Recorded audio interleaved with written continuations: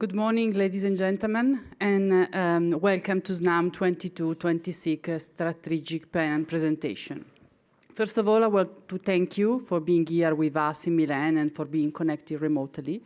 Let me first introduce the management team here present. Stefano Venier, Snam CEO. Mr. Luca Passa, recently appointed Snam CFO. And Mr. Luca Oglialoro, Senior Vice President, Planning, Control and Accounting. We will start with a short video, and then Stefano will start the presentation.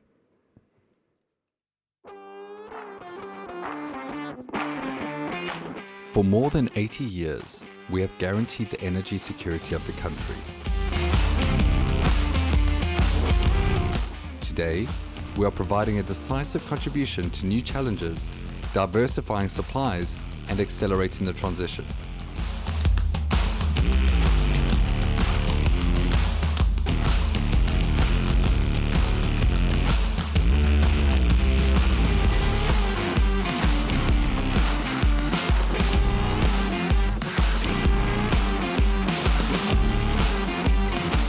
Our transport, storage, and regasification infrastructure is the most important in Europe.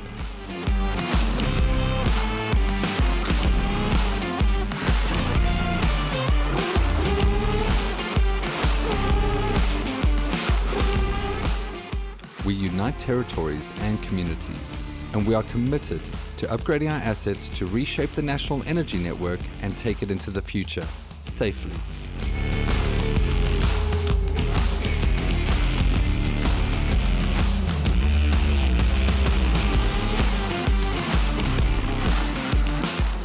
We act as a bridge to the Mediterranean, and we look to the future of energy. Ours will be carbon neutral by 2040. That is why we continue to work and invest on technologies and innovations for decarbonization. We transform waste and agricultural waste into green energy thanks to biomethane. We are adapting our infrastructure to transport and store hydrogen. To achieve decarbonization targets, we are developing CO2 capture and storage projects. And we help to optimize consumption and reduce emissions through energy efficiency solutions. This is Snam. This is the energy with which we want to continue to inspire the world.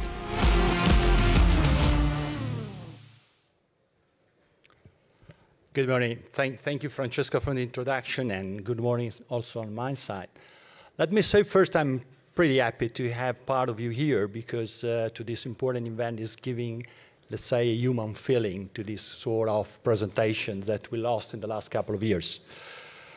The presentation of Snam's strategic plan that focused on building a secure and sustainable energy system is based on basically on three pillars for what concerns us, which are consistent with the previous strategy, but with different focus to cope with the short-long priorities.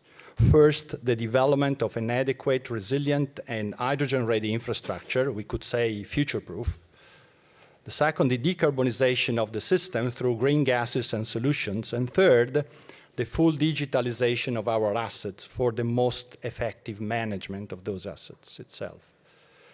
Today's agenda starts with a recap of the key developments in 2022 and our reaction to the short-term challenges, also creating a new opportunities for our strategic assets in the long term. We will then move to the key strategic actions on Snam core priorities during the planned period and even beyond. Then I'll turn to Luca, and please join me in welcoming him in the role of CFO. Luca will take you through our detailed CapEx plan and the main financial targets, and then back to me for the Vision 2030 and for the closing remarks. Then Q&A will follow. As everyone is aware, 2002 has been a turning point for the global energy system. The structural underinvestment in the sector, both in the upstream and midstream, and the bounce back in demand, along with the fallout from the war in Ukraine, completely reshaped the priorities, primarily in Europe. with an increased focus on security of supply. Against this backdrop, Snam, thanks to its assets, has been able to deal with the emergency and further consolidate its leadership in the industry, providing a decisive short-term response to the crisis while managing its strategic assets with a long-term view. Snam enjoys a unique position as the most integrated European TSO along the whole value chain, transportation, storage, LNG, while having assets located along the key gas and hydrogen corridors, north, west, and more recently south, with the acquisition of TTPC and TMPC stakes executed last January 10th. Our strategy has evolved to first effectively deliver the investment needed to build a more resilient energy system, which means with adequate capacity and flexibility in incoming flows, also to tackle with extreme situation as we came through in the last months.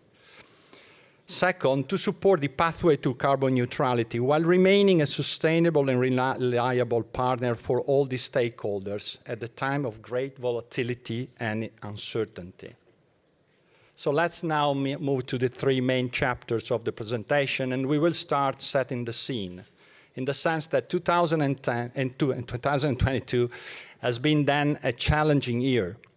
First of all, we had to cope with an unprecedented reversal of gas flows with volumes from north down by 30%, import from southern routes up by 15%, and LNG volumes up by 45% year on year. Italy contributed to the European supply with 4.2 BCM throughout export, mainly via TAG pipeline. As I like to say, the hourglass has been overturned, and we have managed this leveraging on flexibility of our existing infrastructure and operations. Let me remark, with no impact for the system. The high level of uncertainty around the scenarios, as well as the need to diversify away from Russian supply, means that the center of gravity of European energy system has shifted down to South and Mediterranean area that will structurally provide more flows. We therefore need to strengthen the south-north transport capacity, which will benefit both Italy and southern Central Europe. As you know, gas storage is used to meet winter peak demand and as a buffer to manage swings in flows. It is therefore particularly critical in the current market context. Therefore, we are working to grow our asset flexibility by increasing pressure in some of those storage units and to expand the capacity with a new gas field project that is located in Alfonsine, in the province of Ravenna, nearby where we will locate one of the floating vessels. Since the beginning of the emergency, Snam has used its experience in building and managing large energy infrastructure to deliver, in the shortest possible time frame, 2 new regas units with 5 BCM capacity each, which, by the way, have been already authorized, and we expect to have one of the 2 in operation by May this year, which means 6 months after the authorization, the final authorization. And we have presently more than 200 people working 7-7 to build and to meet this deadline. When on stream, these 2 facilities, plus the additional 1 BCM that has been recently authorized for the old floating vessel, will bring and will provide large flexibility to Italy, increasing the potential demand to be satisfied via LNG from the current 20% to 40%, and creating new options for supply, both from overseas, but primarily, we think, from the fast-growing Eastern Med. This will provide the necessary resilience in terms of flexibility and security. And by the way, all these investments are fully consistent with the 2030 European targets and decarbonization pathway to 2050. With the REPowerEU, the European Union has raised the biomethane target to 35 BCM and has increased the hydrogen target to 75 BCM of gas equivalent, half of which to be imported in large part by pipelines. As a result, the Med Corridor is one of the 3 key import routes, and Snam, with national and international assets available, will play a critical role in this new supply system. Today, our Italian gas infrastructure transports the equivalent of 800 terawatt-hours of energy, more than twice the energy is transported by the electrical grid.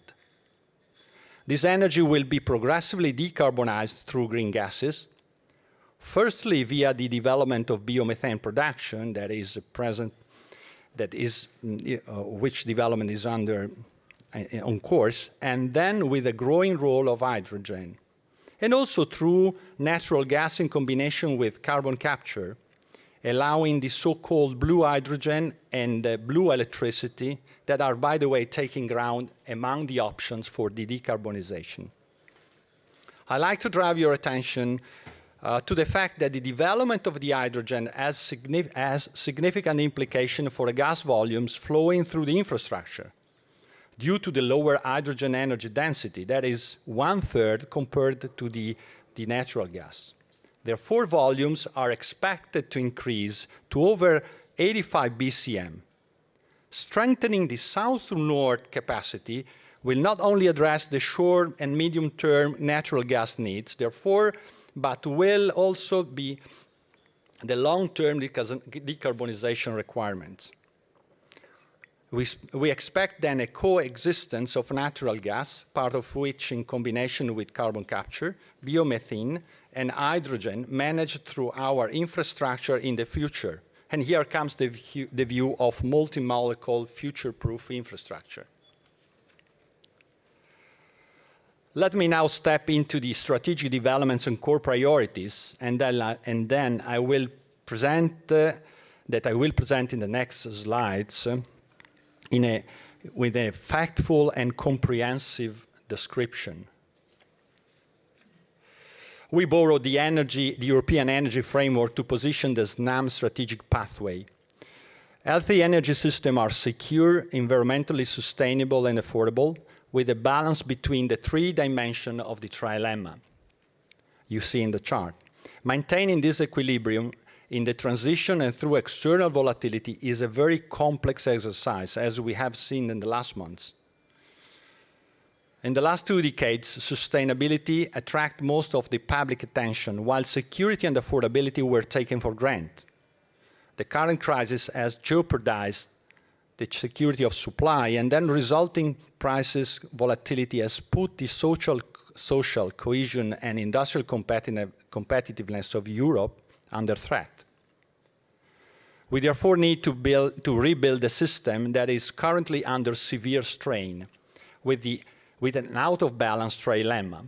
Uncertainty over future scenarios and flows implies that we need more flexible and ample infrastructure. Reaffirming carbon neutrality as a final objective, we have to acknowledge that no major transformation in history has been a linear process. This energy transition will be no different, and therefore we need proper risk management and relevant infrastructure. Innovation and efficiency are crucial enablers to promote affordability. Current technology do not provide a silver bullet for the abundant, clean, and affordable energy that has to be alternative to fossil fuel. All available technologies are required, as the transition should be economically sustainable, not only in Europe and US, but also as well in China, in India, and the rest of the world to be really successful. So let's now move on page 7. Snam is taking a decisive strategic actions on all the 3 dimensions of the trilemma to deliver on its core objectives. First, we are investing in a multi-purpose gas infrastructure along the whole value chain, starting from the 2 new FSRUs, moving to storage optimization and enlargement, strengthening the south to north backbone, and finally promoting the development of small-scale midstream LNG for LNG and bio-LNG use in the transportation industry. Second, we will further develop our energy transition platform by investing both in green gas production, like biomethane and hydrogen, and downstream in the decarbonization of consumption through carbon capture and energy efficiency activities.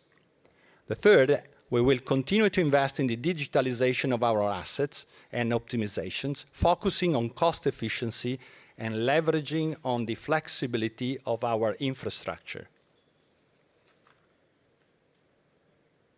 So moving to page 9.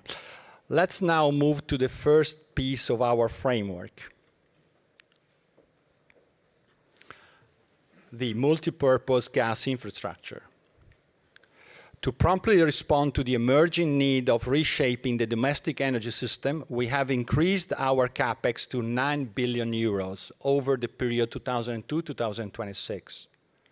Firstly, we have confirmed the significant investment allocated in the previous plan, one pipe replacement, which we have optimized, taking into account the new asset health approach. Second, the installation of dual-fuel compressor station to reduce carbon footprint and increase flexibility. And third, the substitution of storage aging equipment for asset performance increase. On top of that, we have added 1.3 billion referring to the acquisition of the 2 floating vessels and the realization of on-stream and off-stream interconnection works that approximately will cost 300 million euros and that are part of the national transport network. With 16 BCM of capacity, by the way, pro quota, Snam will become one of the largest LNG infrastructure players in Europe. To tackle with the need of expanding south-north capacity, we have brought forward the Adriatic Backbone project to be completed by 2027, with a 0.9 billion of investment to be carried out during the plan horizon, while the whole investment amounts to about 2.5 billion euros.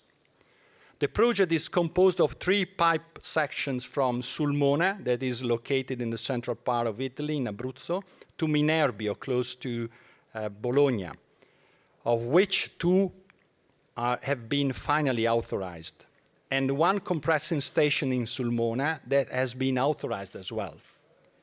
According to the regulatory framework, the consultation phase will end tomorrow, and we expect from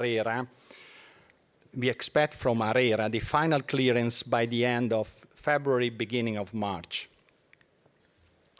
The third major pillar is storage, as we said. We are in the approval process for managing some storage facility at higher pressure, which could add up to 1 billion cubic meter of capacity by 2026, providing, therefore, further flexibility on the storage of the country. Longer term, we have asked a new gas field authorization, as I mentioned, Alfonsine, that could store up to 1.8 BCM capacity and will require approximately 5 years to be completed. And the very first minor investment are included in the current plan, while the remaining 1 billion euros is beyond the plan horizon. All this additional investment that I just mentioned will be included in the regulated asset base and will enjoy a regulated return. As I said, this presentation is going to be also factful based, and here is an example. All our investments are based on a verified knowledge that our transport and storage assets are compatible with hydrogen. This implies that the investments we have outlined today will be also valuable for the future. To prove that, over the past 12 months, we have made a further progress on the hydrogen readiness analysis across the entire infrastructure.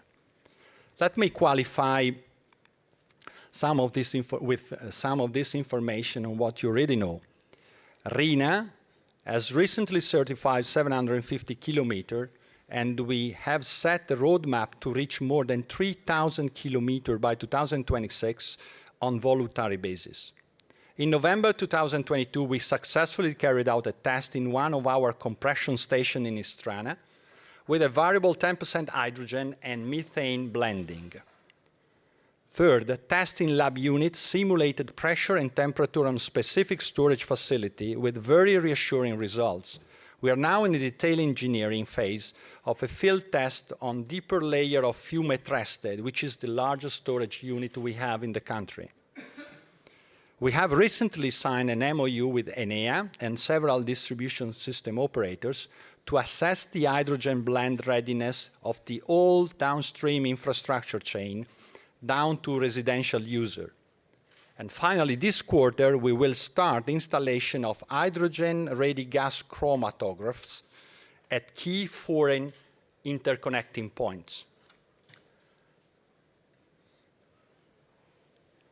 On page 11, you have what we internally call the network of the future. Leveraging on the proven readiness of our assets and taking into account scenarios entailing rising hydrogen volumes at Italian and European level, we have framed the long-term evolution of the energy system toward a multi-call setup. The chart shows the hydrogen backbone which maximizes the existing infrastructure repurposing to deliver the most cost-effective midstream asset able to supply national demand and import-export flows, in large cases more cost-effective than shipping. We have estimated it would cost approximately 4 billion euros.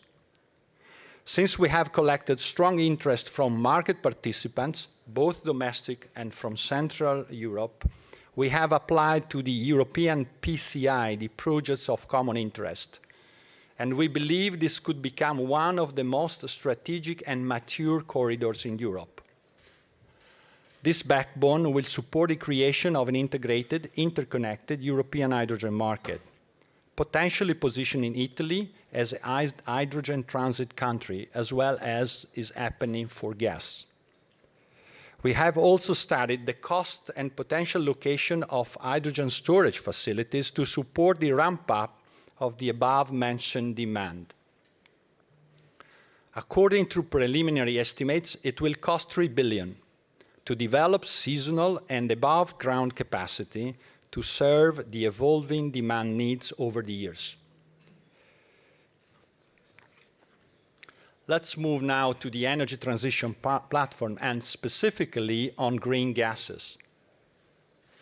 Biomethane is the most mature and rapidly scalable green gas available.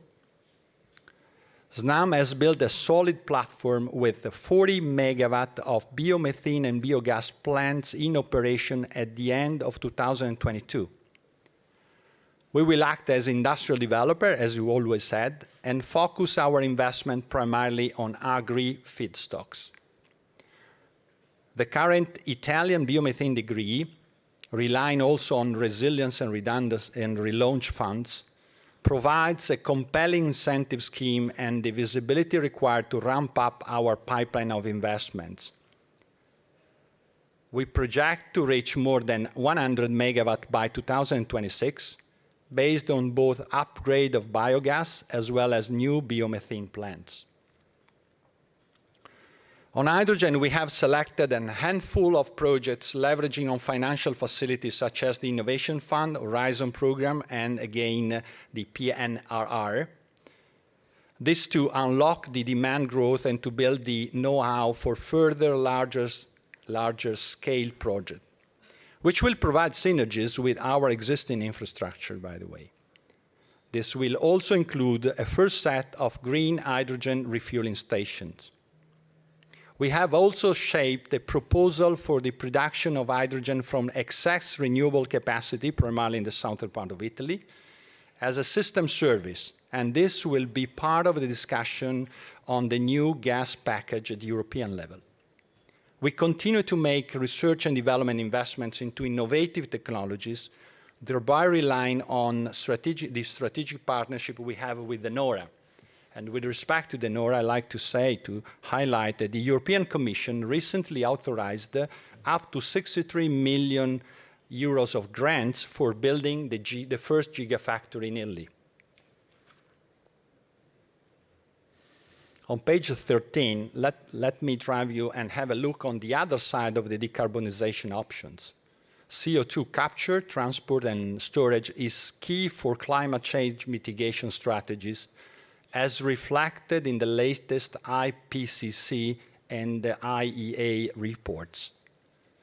Snam enjoys a unique expertise in transport and storage of molecules that we think could be applied to CO2 as well. Our strategy is straightforward.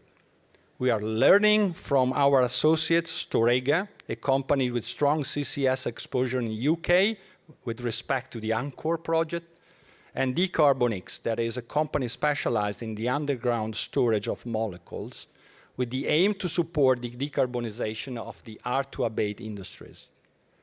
On December 22, as you know, we signed an agreement with Eni to develop and manage the Ravenna carbon capture and storage project. The project covers the capture of 25,000 tons of CO2 emitted by Eni's natural gas treatment plant in Ravenna and will be injected into the depleted gas field offshore Ravenna. But the real purpose is to prepare for the subsequent development phases, aiming at expanding progressively the activity so to address the decarbonization needs of northern Italy's industrial cluster, which showed strong interest. Moreover, we have submitted another PCI proposal to combine emitters clusters in Italy and the French Fos-Marseille hub. Finally, through Renovit, a joint venture with CDP, that is a leading player in energy services in Italy, we foster energy independence through energy efficiency and distributed generation. This business provides great revenue visibility due to a sizable backlog. Let's move on commitments on decarbonization pattern on page 14. As you know, we have a clear decarbonization path to reach carbon neutrality on our own operations, means Scope 1 and 2, by 2040. We also see a growing role for Snam as an enabler of emission avoidance due to our concrete efforts in biomethane and energy efficiency. Our long-term commitment remains firm, even in the current more challenging scenario. Most of the disruptions I described before turned up in a higher intensity of activities and related emissions. The reversal of flows, for example, translated into 18,000 additional operating hours of compressor stations for transporting and storing the gas in 2022. In light with our short-launch strategy, also on decarbonization, we took immediate actions while striking with our long-term goals. First, we accelerated our plan to replace compressor stations with dual-fuel ones. Second, we intensified our efforts to reduce the methane emissions, where we are outperforming our target and those recommended by UNEP. On Scope 3, we introduced ESG criteria in tenders while working with the supply chain on education, data gathering, and best practices sharing. 7 out of 9 of our associates have already defined long-term GHG targets. In a like-for-like scenario, Snam would be on track to meet both short and long-term targets, as announced in the past 2 years. In the short term, actual figures will reflect the increase of our industrial footprint and the changed flows scenario that will be progressively recovered through the actions that has been already put in place. At the same time, we see a significant emission avoidance deriving from our decarbonization platform. Energy efficiency projects carried out by Renovit and the biomethane produced by Bioenerys will amount to 500,000 tons of CO2 equivalent of emissions avoided in 2025, and the tangible contribution to global net zero targets. By the way, in the annexes, we will find a comprehensive overview of the Snam ESG positioning. Let's now move to innovation and technology that are, by the way, key drivers for affordability. Snam Tech, tomorrow's energy company, is our innovation and digitalization platform, which started more than 3 years ago, and will account for about 450 million of investments over the planned horizon. It is composed by 52 projects responding to 4 key corporate needs: safety, asset resilience, process optimization, and operation sustainability. Key enabling technologies will be the IoT and sensor installation, increase of computational capacity, the artificial intelligence to process all this amount of data, and definitely the data platform to manage effectively the integrated information. The program enables, among others, predictive maintenance and the optimization of maintenance cycle and cost. And the program will also support staff, security and safety, and the energy efficiency and CO2 emission reductions. This will further enhance our assets and operational security and make them more cost efficient. Underpinning also the growth of the output-based incentives as well. We have been working proactively to add new incentives to the existing ones on the balancing, storage, and default activities. First of all, we have developed and consulted the cutting-edge asset health methodology, and on December 22, ARERA resolution shed light on the calculation of the incentives, kicking in 2023, in line with the expectations we had. Further opportunities have been identified on storage flexibility, congestion removal, and customer satisfaction. At the same time, we aim to extract value from our tangible and intangible assets.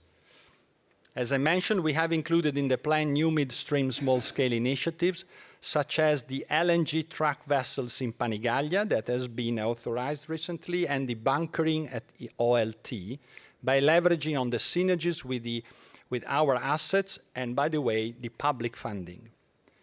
Toward this perspective, we are progressively also in our discussion with Edison to establish a partnership with complementary roles between the two parties. Finally, we will further export the Snam global solution expertise and knowledge, and we will continue constantly to pursue cost efficiency. This will provide 100 basis points of annual EPS growth by 2026. Let me now hand over to Luca for the business plan projections. Thanks. Thank you, Stefano. Good morning to everyone. We are now on slide number 18. Overall, our CapEx plan for the period 2022-2026 has increased by 23% year-on-year to 10 billion euros. Total investment in our gas, or better say gases infrastructure, amount to 9 billion, broken down as follows. 6.3 billion related to transport, increasing by about 15% compared to the previous plan, mainly due to the investment in the Adriatic line. 1.3 billion on storage, mainly related to the performance upgrading of the existing fields, with a small contribution from the early phase of Alfonsine site development, included in the plan horizon, as mentioned by Stefano. 1.4 billion related to LNG, due to the acquisition of 2 regasification units and all related infrastructure investments. Investments in the energy transition business account for 1 billion euro to complete the development of our platforms in biomethane, decarbonization, and energy efficiency. Our strategy has not changed, but we have fine-tuned it to focus on regulated business and on high revenue visibility projects. We have run a thorough assessment of taxonomy alignment, which determined that about 3.6 billion of our investment, broadly in line with last year, are taxonomy aligned, mainly thanks to hydrogen-ready replacements, investment to reduce CO2 emissions and investment in the energy transition businesses. Let's move to slide 19. Based on the CapEx plan and on the strategic actions described by Stefano earlier, Snam will be able to deliver solid growth while keeping financial solidity. In the annex, you will find all the assumptions underlying these projections, which are based on consistent and conservative scenario. For sake of clarity, there is currently no M&A included in the plan. We foresee more than 5% RAB CAGR 2022-2026, which is more than 2 times the level projected last year, thanks to higher investment and the deflator contribution. EBITDA CAGR at 7% is the result of the RAB growth, updated WACC remuneration according to the regulatory framework, and increasing contribution from out-based incentives coupled with the energy transition business, as mentioned before.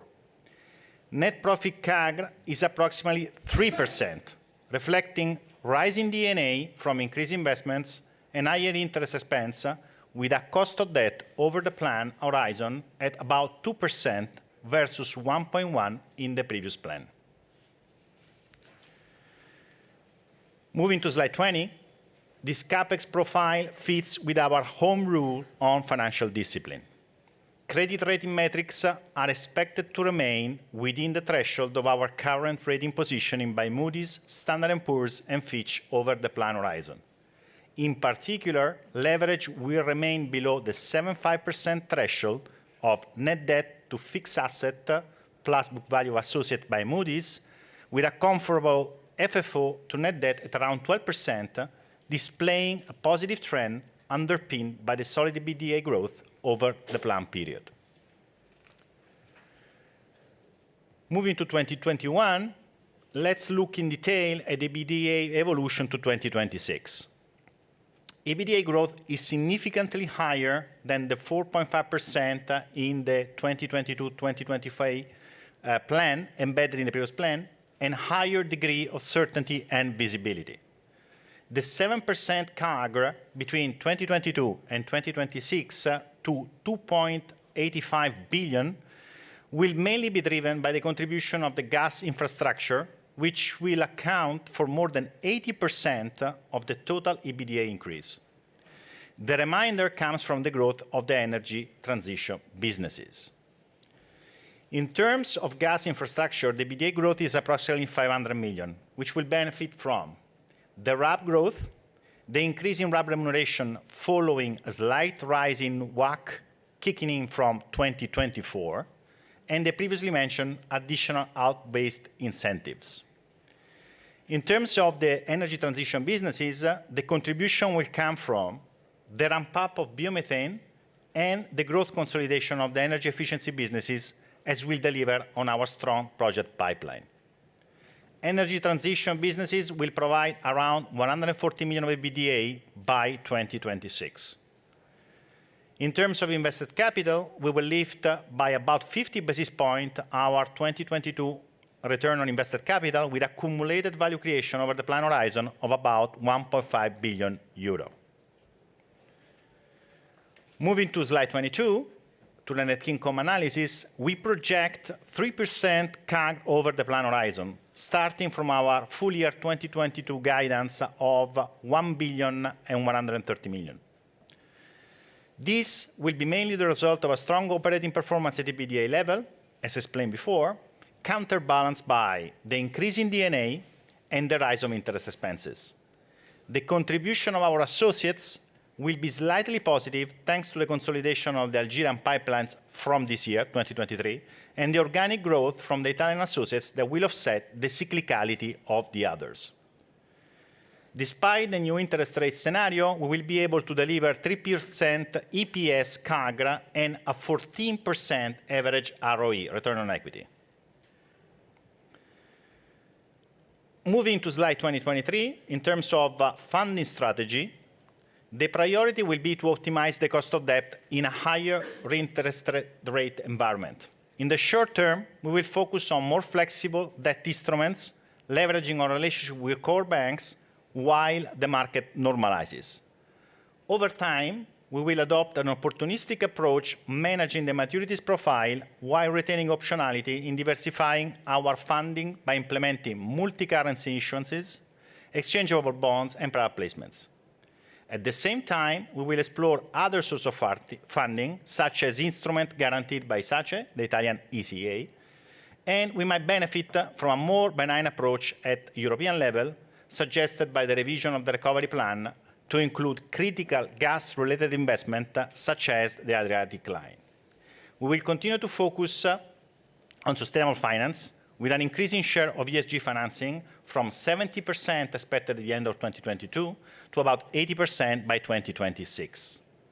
All future Snam issuances are expected to be in ESG format, either sustainability-linked or with specific user proceeds. Average cost of debt over the plan horizon is expected to approximately be at 2%, which is 90 bips or basis points up versus the previous plan. The cost of debt evolution reflects the current increase in short-term interest rates, while assuming a normalization for the remaining part of the plan. Our capital allocation strategy remains consistent with the previous years. The hurdle rate for all our investment remains in line with the risk-adjusted returns at least equal to the regulated returns achieved on our regulated activities. Key priority for us is the delivery on the investment plan described before and the value enhancement of our associated portfolio, tangible and intangible assets. The CapEx plan is well-funded and does not assume any disposal. Given the attractive return offered by associates that have so far delivered a consistent 10% cash yield, for the time being, we will consider asset rotation optionality only in connection with non-strategic opportunities in core activities, primarily in the domestic market, taking into consideration the strategic perspective, as I will show in the next slide. We have clustered our portfolio equity participations to provide the relevant strategic perspective. I'm on slide 24. In the first bucket, we have the so-called value enhancers, core industrial assets that have a connection with the Italian infrastructure. They represent about 60% of the associates' contribution in 2026. The second bucket contains enablers of business optionality, which are instead industrial assets such as Teréga, interconnector, and ADNOC gas pipeline that do not have a connection with our assets and represent about 20% of 2026 associate contribution. These associates provide additional market visibility and reach to Snam, as well as new business opportunities and M&A optionality. The cash yield is approximately between 9 and 10%, well above marginal cost of funding. Therefore, any disposal would be EPS dilutive in the absence of capital redeployment opportunities. Finally, we have some opportunistic financial assets such as Italgas and ITM Power that could be leveraged in the future when conditions are right as part of our asset management. Let's now move to the short-term outlook on slide 25. In 2023, CapEx will reach 2.1 billion euro, mainly driven by gas infrastructure investments that include the cash out of the acquisition of BW Singapore vessels for about 400 million euro. Tariff RAB is up 5% year-on-year at 22.4 billion euros. We expect net income of around 1.1 billion. Higher contribution from output-based incentive, along with the ramp-up of the energy transition businesses, will boost EBITDA, but will be offset by the rising financial charge, since the WACC reset will only take effect in 2024. The regulatory framework provides a good cash flow edge against this backdrop over time, but with a slight delay. Let me remind you that 2022 net profit benefited from several non-recurring items, such as the gas inventory disposal and other non-recurring items. And now, let me hand over to Stefano for our 2030 vision and the closing remarks for the presentation. Thank you, Luca. Thank you. I finally now provide on page 26 a brief update on the CapEx vision to 2030 that is consistent with the perspective I've shown you on page 11. The overall investment opportunities we can tap into could be very significant, even beyond the plan horizon, driven by the security of supply and by the decarbonization process through green gases. Starting from the first pillar, security of supply, we have a sizable ongoing investment program to maintain world-class reliability and resilience of our assets while reducing carbon footprint. In addition, we have to complete the Adriatic line by 2027, whose total capex amounts to 2.5 billion euros, as I said, and the development of Alfonsine, a new storage facility for 1 billion euro, mostly after 2026. Significant investment will be required to evolve the energy system toward multi-molecule setup, which is key to enable the transition to green gases and the decarbonization of final uses, as explained before. The level and the timing of this investment in the hydrogen backbone and storage will be assessed on the back of the evolution of the regulatory framework. For the time being, in these numbers, in these figures, we have accounted in between 2 to 3 billion euros. We expect these investments to be regulated as the decarbonized gases and hydrogen package that is under discussion promotes this model. We have studied and designed a set of infrastructure alternatives to adapt to the evolution of the supply-demand needs, thereby maximizing the repurposing to deliver the most cost-effective energy system. Let me now move to the closing remarks. And I'll start first with the dividend policy that you see on page 28. We think our safe and sound strategic plan will allow us to reconfirm our dividend policy, since it remains well underpinned by the EPS growth, solid balance sheet, and credit metrics. We commit to a minimum 2.5% annual DPS growth from 2022, and we have extended by 1 year, aligning it to our plan horizon to 2026. The regulated nature of our core business provides strong visibility with safe pathway that supports the sustainability of this commitment that has been back-tested by sensitivities performed. Page 29 for last comments and closing remarks. In conclusion, with them we have set a visible, comprehensive, and future-proof strategy and projections based on, first, development, delivery, and delivery of the investment to provide a resilient, efficient, and hydrogen-ready infrastructure. Second, unchanged commitment to the carbon neutrality, both on our operations and as enabler of the system decarbonization by promoting green gases and carbon-neutral solutions. Third, full digitalization of our assets to reach a data-driven, effective management. The 2022-2026 strategic plan will strongly accelerate the asset and EBITDA growth while maintaining a compelling and increasing shareholder return and a solid financial structure with full commitment to the current credit rating. Thank you very much, and now we are available to take your questions. Thank you. So thank you very much. We start with the questions coming from the room, and then I will read the question coming from the chat. I kindly ask you to raise your hand and say your name and company name before asking the question. Stefano there.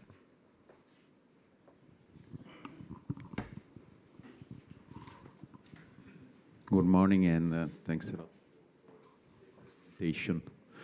A few questions, if I may. First of all, if you can spend a few words about the gas market situation. What do you see the main risks in the forthcoming, we can say, next winter at this stage, considering the current situation of storages in Italy and in Europe, and so if some risks are still there in your view next year, or with the investment in LNG floats now, we are safety.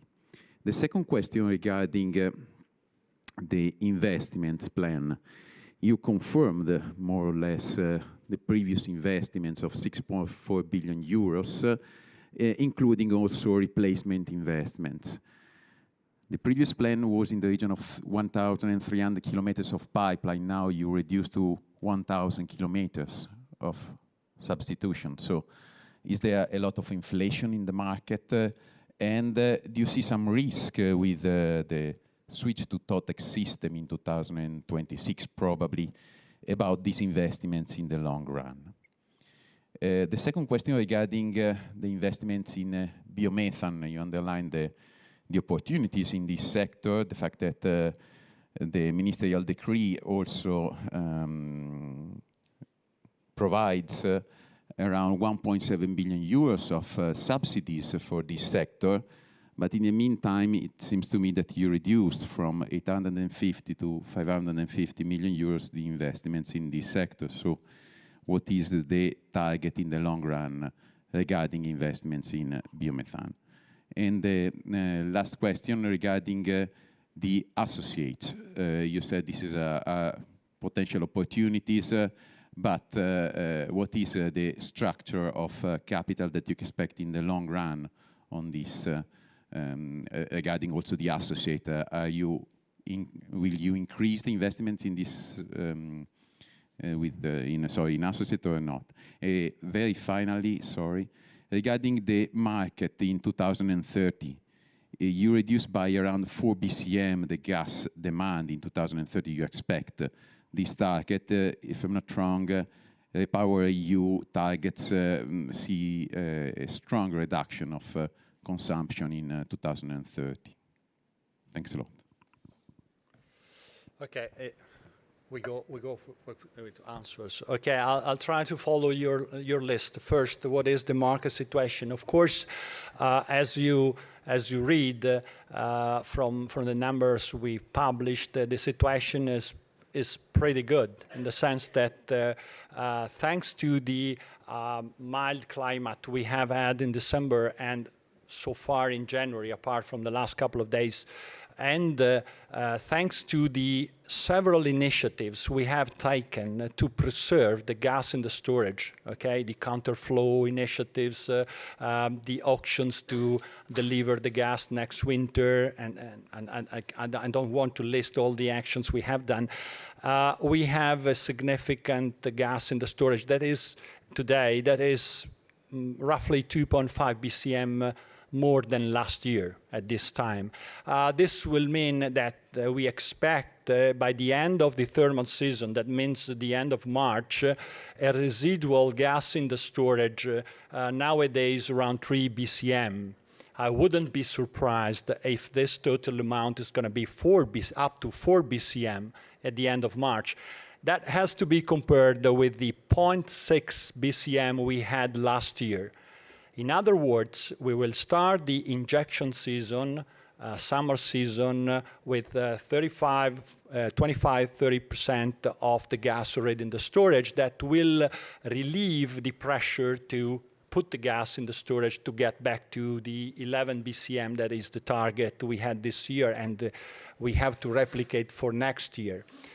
This will what are the implications? Of course, the implication will be on, let's say, the volatility of the summer price market on one side, and on the other side, of course, this target is going to be the 11 BCM or 90% fulfillment of the storage will become much more achievable than it appeared to be last summer. With respect to next year, I think this will not change much the perspective in the sense that we will still have to see what will be the flows from Russia in terms of gas that nowadays are still around 20-30 million cubic meter per day, and of course the climate of next winter. Definitely the operation of the Piombino floating vessel will give a contribution in the summer up to 2 BCM, and in the next winter 2 BCM as well. Second is about The substitution, no, as I said, we made some optimization in the profile of the substitution, taking into consideration the new asset health approach. And we try to optimize these investments also with respect to the output-based returns. About the biomethane, what has changed with respect to last year, apart from the natural development in the backlog of initiatives, is the fact that we have adjusted the hurdle rate to take into consideration the higher interest rates. So we raised the expected return by 100 basis points, and this has cut off some of the initiatives that were borderline. Nothing different than that. Do you want to answer the associates? Sure. In terms of the contribution of associates, the increase in the plan is positive, but it's mild, because obviously we have some assets, as I mentioned in the presentation, that are contributing negatively since the starting point, and other positively. But there is some contribution. Overall, they contribute 25%. And part of the question is capital structure. We see the associates as part of the plan. The capital structure, which we are committed to, confirms, let me say, the flexibility that we have in terms of credit metrics thresholds. So 12% in terms of FFO to net debt, and basically our level, which is below the 70% in terms of net debt to fixed assets. Finally, your last question was about projections of consumption of gas in 2030, if I do recall correctly. Yes, of course, REPowerEU has further, let's say, adjusted the projections. But if we are consistent with the Snam Terna scenario, the expected volumes by 2030 are hovering around 63 BCM, including 4 BCM from biomethane. That of course is shipped to the same infrastructure. I have to say that of course these numbers have to be taken with some consciousness. As I said during my presentation, to cope with this transition, we need to keep some flexibility in the infrastructure to, let's say, tackle possible cyclicality or delays in the deployment of renewable sources that are part of the, let's say, overall REPowerEU scenario.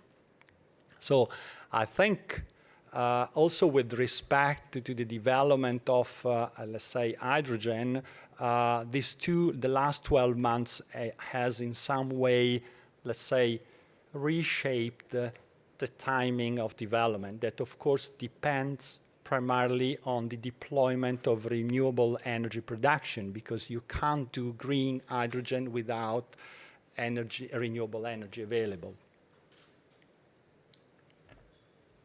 Okay, the next question. There, Martin.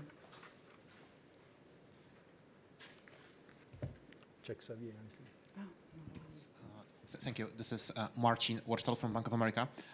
Firstly, you mentioned several times output-based incentives. Would you be in the position to quantify what do you expect for 2023 and maybe for 2026? Secondly, I think in the release and in the presentation you mentioned potential opportunities for non-organic growth. Would that be related to your non-regulated segment, and could that be material during the business plan, or this is rather something relatively small? And maybe lastly on financing and your diversification of funding, would you perhaps consider issuing hybrid bonds? And do you see that as an interesting tool to perhaps manage your balance sheet?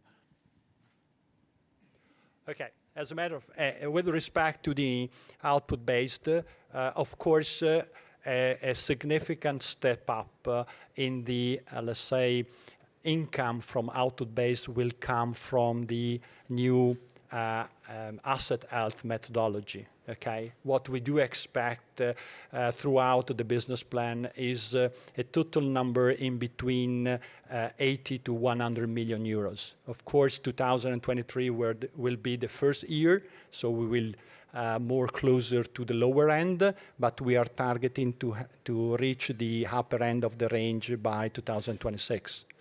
With respect to acquisition, no, I want to be clear. I mean, if any non-organic opportunity will be in the, let's say, gas infrastructure business, of course, with a clear focus on the domestic market. Okay. The third, please. Yeah. On the third one, regarding financing, the objective, as I said, when I explain our financing strategy, is to reduce the cost of debt. Plus, we have flexibility in the current metrics according to rating agencies. Therefore, there is no need for any hybrid instruments in our capital structures.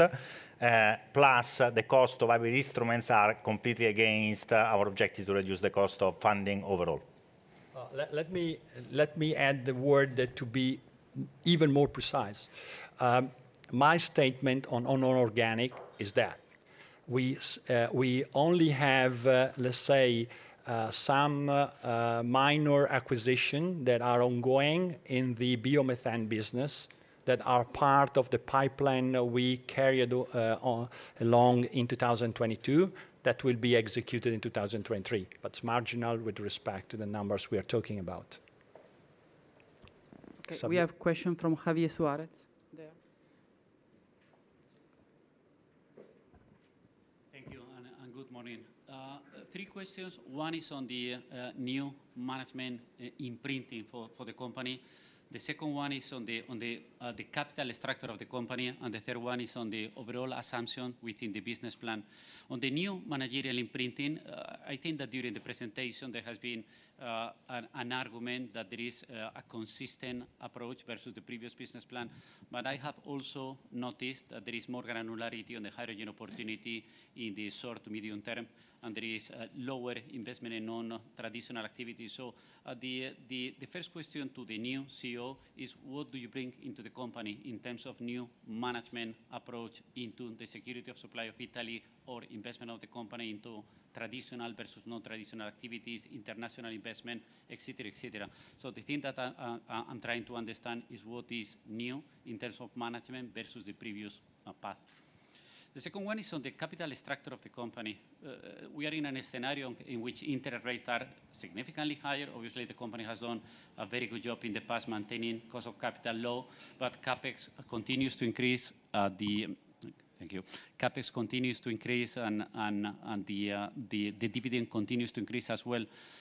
And the possibility that CapEx is going to be significant down the road in 2026 to 2030 is a real one. So when you are thinking about sustainability on the capital structure, what would be your answer on how do you intend to square the circle between higher dividends, higher CapEx, and management of your overall asset base? I'm thinking about the affiliates.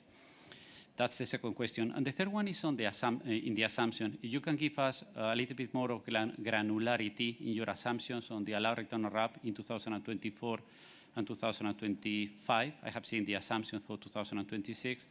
If you can share with us explicit targets for debt in 2022 and 23.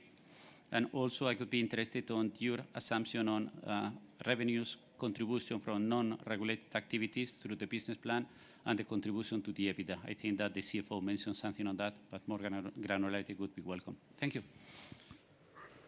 Okay, let me start with the first question that is for me, by definition.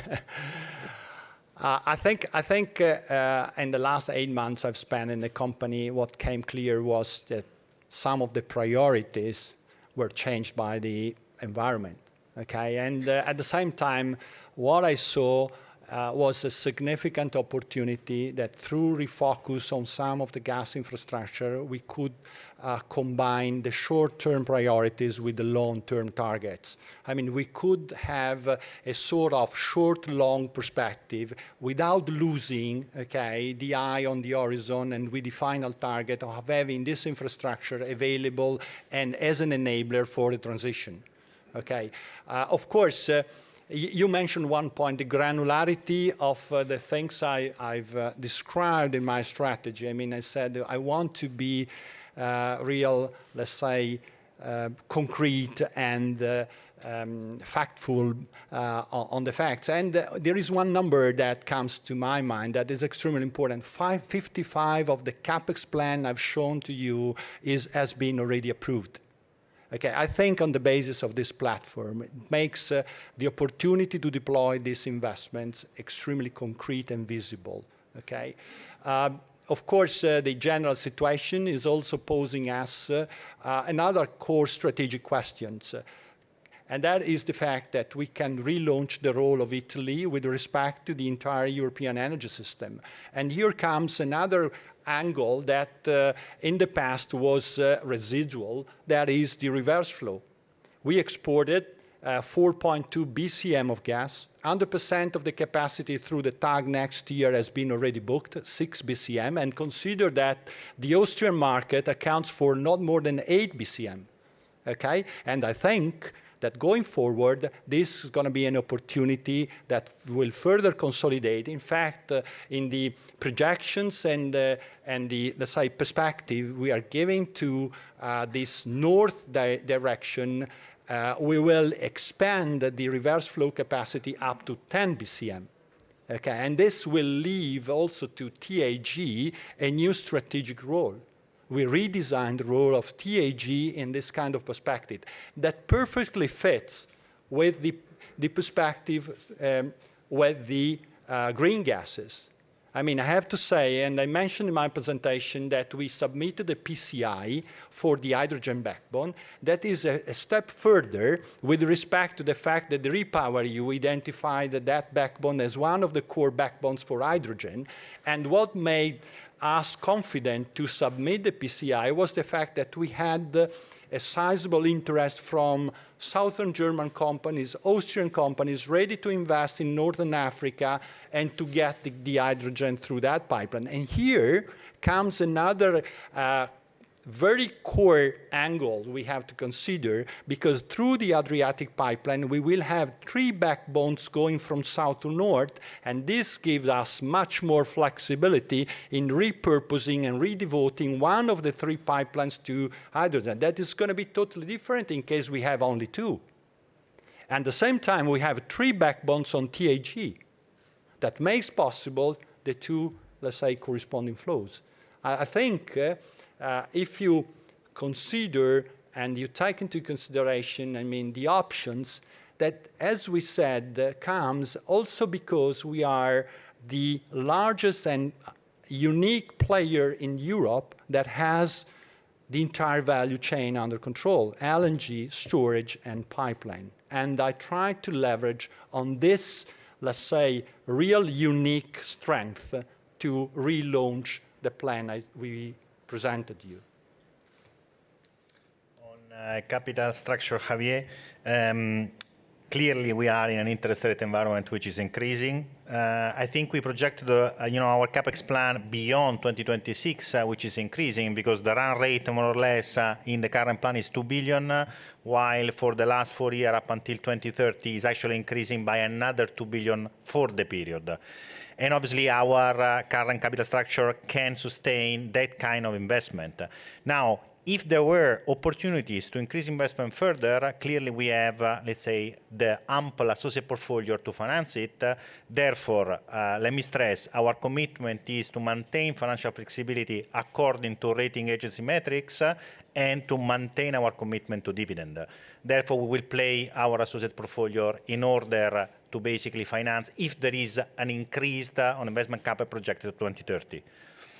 And on the third, is the assumption on the weighted average cost of capital for 2024, the net debt projection for 2023, if I do recall correctly. And let me, you address the weighted average cost of capital, I do address the net debt. Of course, the target for net debt should take into consideration 2 variables that are unpredictable: the price of gas and the development of the gas demand in Q4. Because as this year happened with a strong shortfall in the gas demand, we had year-end a sizable temporary contribution from the balancing mechanism, in which we had to keep the system in balance, we cashed in some cash through the selling of gas that we have to give back to the system year end. So if we take a normalized situation on working capital, okay, and in a sort of normalized gas prices, we want to keep the net debt not higher than 16 billion euros. Take into consideration the 2 billion euros of investments we have. Then on WACC assumption for the mid-period of the plan, basically we are assuming, according to the interest rate environment, the starting point is 5.1 for transportation. The peak is in 2024 at 5.8% in terms of expected allowed return. For storage, the peak again is in 24 at 6.4%, and then finally for regasification at 6.5% in 2024. Then there was part of your question regarding more granularity on our basically energy transition businesses, and there you see the growth is from about 35 million more or less that we're expecting for this year to around 140 million in 2026. The majority of the growth clearly there is biomethane, which is just I would say south of 100 million in terms of growth within the business plan, and the rest are the energy transition businesses. Yeah, let me add one number that could help you to, let's say, reverse the numbers for biomethane. We expect with the roughly 100 megawatt of installed capacity to produce around 200 million cubic meter of biomethane that will be used and valued specifically in the transportation industry that gives the higher incentive. We have a question here from Emanuele Oggioni.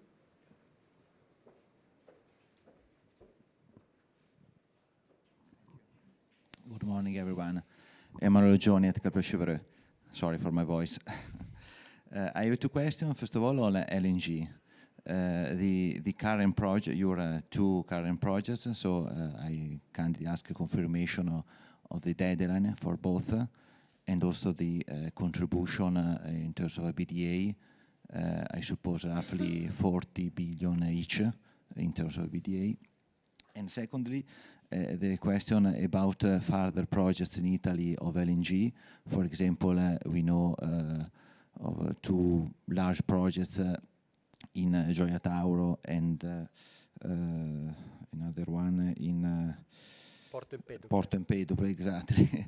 How Snam could be involved, for example, not directly in the project because the shareholders are different, but in terms of capex for gas transport pipeline, for example, if this project will be approved in the future. As regards the underlying hypothesis of the business plan, you mentioned before the allowed WACC. My question is more granularity on the RAB deflator, which is a key driver, in my opinion, for the real RAB and on the plan. And that's all. Thank you. Thank you. Okay, I'll take the first one. LNG, we do confirm the planning for the two floating vessels. As I mentioned, both projects has been fully authorized by the commissioner in Title 4. The first one is the one that we are working on, that is Piombino. We expect to have it on stream by May next year. So means this year, sorry, not next year, this year. So in 4 months time.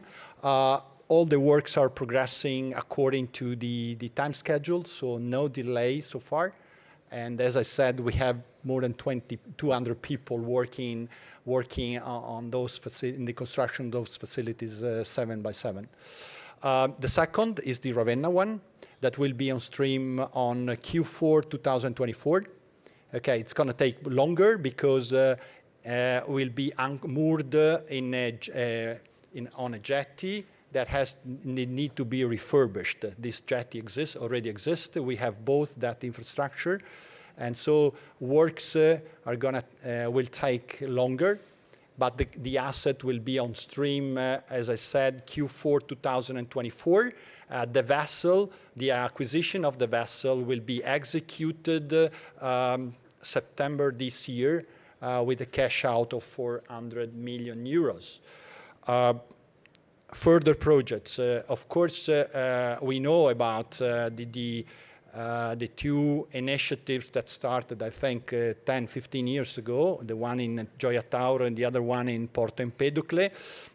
What could be our role? Of course, as for any other infrastructure developed by, let's say, other players, of course, we will provide the connection, but we have to consider if these facilities, if we can receive the flows from these facilities. I want to give you a number, and that underpins also the thoughts about the Adriatic pipeline. The total capacity we have from south to north is 125 million cubic meter per day. That is the transportation capacity available. How much is used today? Almost 100. The additional flows and the flexibilities required are the reason why we need to have as soon as possible the Adriatic pipeline, because this will add up 25 million cubic meter per day, bringing the total transportation capacity up to 150. And this additional capacity will be available to the different players that could be the shippers through the TAP, thanks to the, let's say, the expansion of that pipeline, rather than additional domestic production, rather than additional flows from the two existing pipelines, the one that comes from Algeria, but we don't have to forget also the Green Stream that has a total capacity of 10 BCM and now is running at a rate of 3 BCM per year.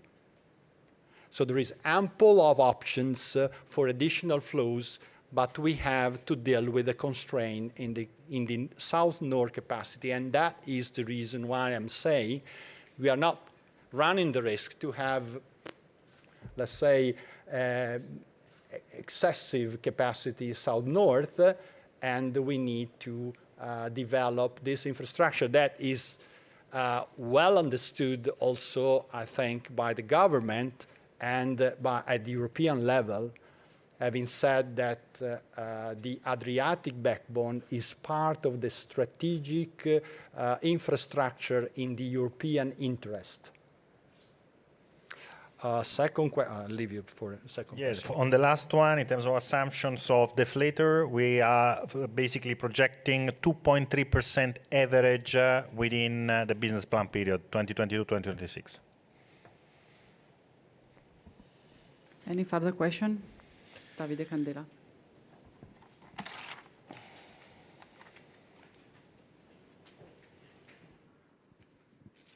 Thank you for taking my question.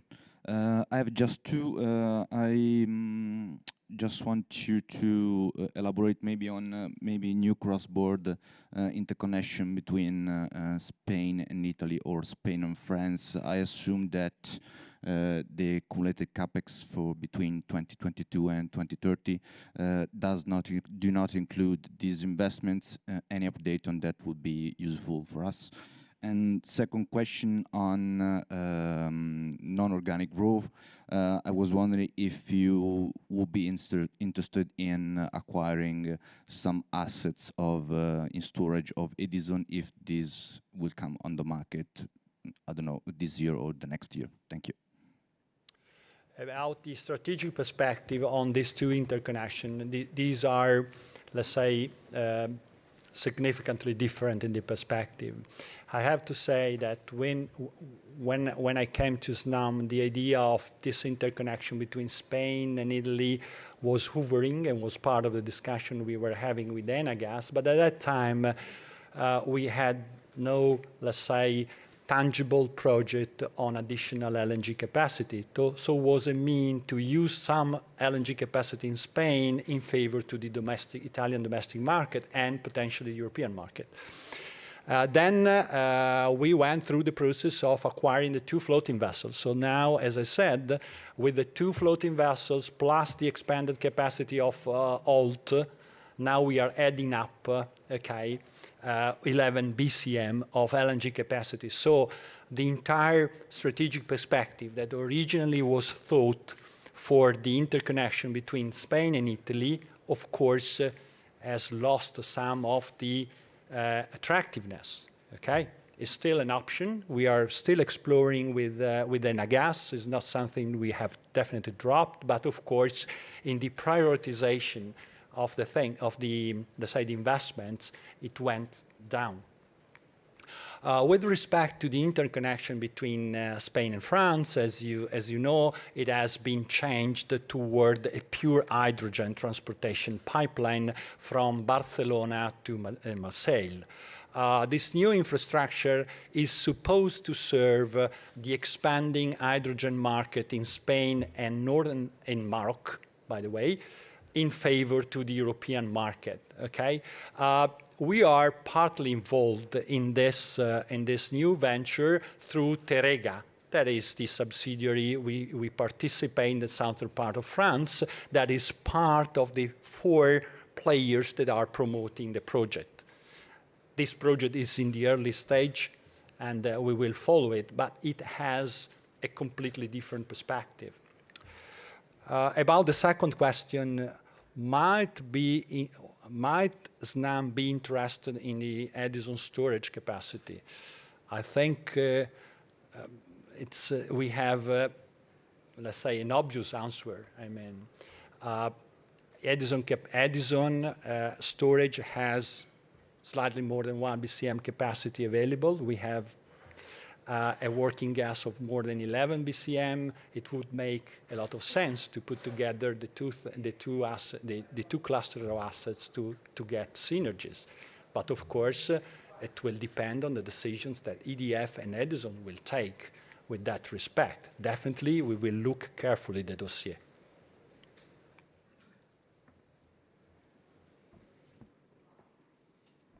Is that on? Sarah Lester from Morgan Stanley. Thank you so much for taking my questions. Just 2 quick ones from me. On dividend growth, you've got regulated peers that obviously have inflation-linked dividends. So just wondering what financial circumstances would present the opportunity for you to pass through more than that 2.5% growth? And then secondly, Luca, welcome. You've definitely hit the ground running. Given your fresh eyes, just wondering what really excites you about Snam in the short term? And then what do you see as the biggest challenges facing Snam, again, over the shorter term? Thank you. Okay, regarding dividend growth, a lot will depend on opportunities on investment. Therefore, let me answer by that saying that this plan provides for already a nearly run rate of 2 billion. Our projections beyond 2026 is slightly increasing. That is supported by the current dividend policy. So depending on the evolution of projection in terms of investments, that again will be focused on the regulated business, as I mentioned before, we will assess dividend policy, but our commitment to dividend growth remains firm according to what we said in this current business plan. Then for the second question, let me say moving from electrons to molecules is quite, I would say, a change of mind, but I think I'm one of the few that can give a real perspective on how actually these two energy models are basically integrated to get to the energy transition. So let me just add that fossil fuel or green gases will be needed for the electricity market to move to renewable capacity fully for probably the next 2 to 3 decades. And that's really the key. So the coexistence of these two business models will be there for quite a while. And that's what actually attracted me to here, given this perspective in terms of the coupling of the two sectors within the energy transition. To reach that goal, that 2030, you have the European goals, but 2050 is really the real goal. We will need green gases into the system to promote renewable energy. Okay, we can now probably move to some questions from the chat. The first one comes from Jose Ruiz from Barclays. He has 2 questions. The first one, have you calculated what is the impact on Italian gas tariff of your next CapEx plan and RAB growth? And the second, are your stake in Italgas and ITM non-strategic assets? Okay, the calculation on the tariffs, these are related, of course, to the RAB growth.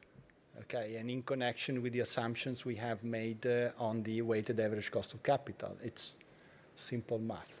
But I want to make an example that I used with, let's say, a high representative of the government a few days ago. If you take into consideration what is the cost that the final customers will pay for the Adriatic backbone, if we complete that investment, it's going to cost €3 per family. Okay, that is the impact. I think the value that is behind that infrastructure is hugely higher because of the liquidity that in the midterm we can have on the market. And this will have a contribution on the gas price in itself, of course. As we have seen when the TAP was connected, I mean, for several months we had that the Italian gas price was lower than TTF. And I think that behind this infrastructure there is also this valuable contribution. The second question was on? ITM Power and Italgas. Basically, on the second question, they want to know whether we consider less strategic ITM and Italgas as our associates. Yes, of course. The two cases are radically different. I mean, ITM is a company that now is going through, let's say, a complex period in his development, whilst Italgas, as you know, has been spun off and is a listed company operating distribution that, for unbundling reasons, we can't have, let's say, direct connections or synergies or whatsoever, and therefore this company extremely valuable, that provides good contribution to the company. Of course, now we can use in this different situation for even, let's say, optimize our financing. We have another question from Chris Leonard from Credit Suisse. I realize that De Nora is a strategic investment, but do you need to own 25% of the company? Would you consider reduce the stake to raise funds? Is a successful case story. I mean, last year when we listed the company, I think was one or the most important listing in that period. And we think that let's say the implicit value of De Nora is even higher than the stock price we have nowadays. And we will be ready to support the development of the price over time. Definitely, we don't need to play a strategic role. We don't need to have 25% stake. We will consider going forward depending on, let's say, the development of the stock price and the opportunities that De Nora will have. Okay, we have another question from Gonzalo Sanchez Bordona from UBS. The first time we have already answered. The second, looking at your assumption for regulated WACC in 25-26, there is a fall versus 24. I would like to clarify whether this reduction is simply driven by an assumed reduction in parameters, but using the current formula, or if you are assuming any changes in the formula. We are embedding the change in the formula that is provided by the regulation that assumes a reduction, if I do recall correctly, by 20 basis points, right?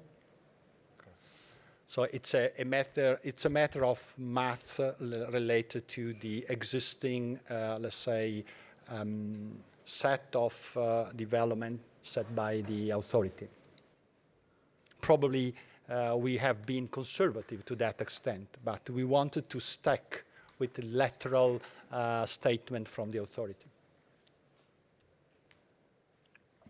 Okay, one other question comes from Virginia Sanz de Madrid from Santander. She asks, does your plan consider increasing the capacity in TAP, or would it be something for the period 26 to 2030? And the second question is, one of your targets related to cost of debt is to introduce measures to optimize this. Have you already considered this measure in the plan, or is an upside? Okay, with respect to the TAP, as you know, in these days, there is the first open season for short term that is ending.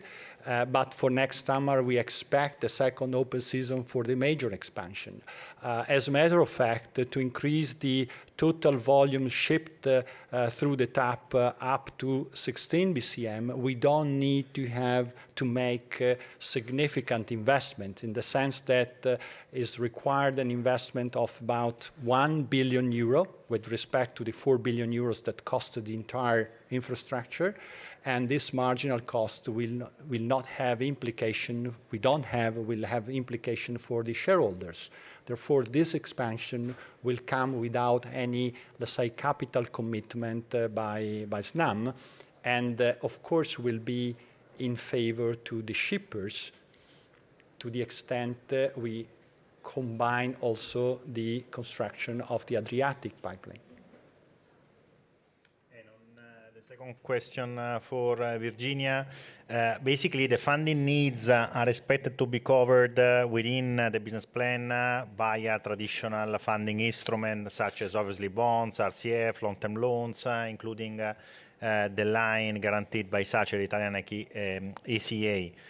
Now, further optimization in considering more flexible instrument is something that we will evaluate depending on market condition along the plan. So therefore, there is the possibility of, reducing further, cost of debt, also depending on the evolution of interest rates across the plan. Okay, so we have 3 questions from Bartek Kubicki from Sugen.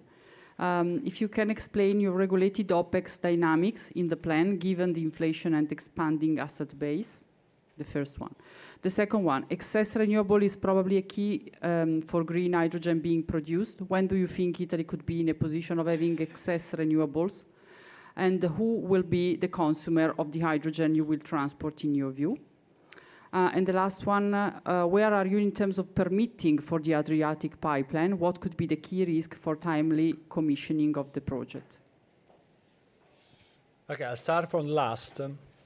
As I said, the Adriatic pipeline can be divided in 3 pieces. One is, and we have had already the full authorization for 2 out of 3. The third is in the process already, and we have been authorized also for the compressor station that is going to be located in Sulmona. Okay, that is from the authorization pattern side. Then on the other side, as I said, tomorrow we will end the consulting phase from the different gas operators that has to show the interest or the need of this infrastructure for the entire Italian system. Then we will revert this, let's say, interest to the ARERA for the final clearance from the ARERA to go ahead with the construction. So in terms of timescale, we do expect by March the return by ARERA. And for the final authorization of the last piece of pipeline, it's going to take some months. But of course, given the fact that the construction is going to take from now to the end of 2027, of course, we can start just the first 3 pieces of the entire project. When we will have excess of renewable energy, especially in the south, for producing hydrogen at competitive cost, depends on the deployment of those infrastructure. But I think will be beyond the 2026 if we think on, let's say, extensive with an extensive approach. There will be 2 regions with a more favorable position that are Sicily and Apulia, in where we expect to have the percentage of renewables going beyond the 90%, I think, at the end of this decade, if I do recall correctly. The first one was on? On the OPEX dynamics. I mean, There clearly, Bartek, we have taken into account our assumption on inflations, which basically foresee current inflation for 2023 and a normalization basically for the remainder of the plan from 2024 and onwards.